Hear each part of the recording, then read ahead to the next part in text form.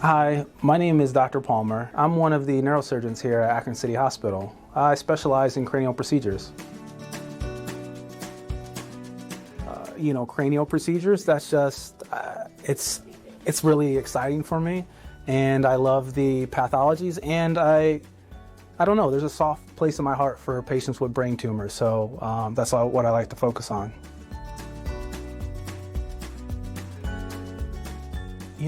I loved working with my hands. My dad was a mechanic, and I always looked up to him when he would fix cars for other, people in our neighborhood.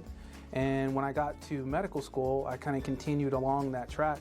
And initially I was interested in general surgery, but I had the opportunity to watch a black neurosurgeon. He introduced me into the OR and let me do a lot of different things in the OR that I'd never done before. And I left that day kind of starstruck, and I was hooked. I think that what initially draws me in and keeps me going is the excitement from case to case, because I think they're all different. But what really holds me are the patients. As I mentioned before, I have a really soft place in my heart for patients with brain tumors.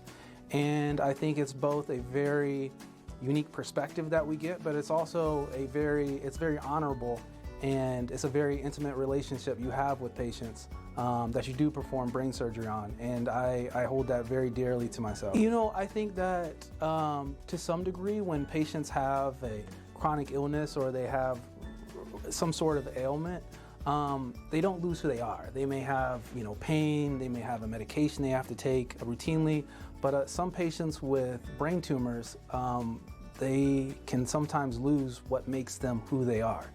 And the ability to try to preserve that or be able to give that back to them is what I really feel is the most important aspect of my job.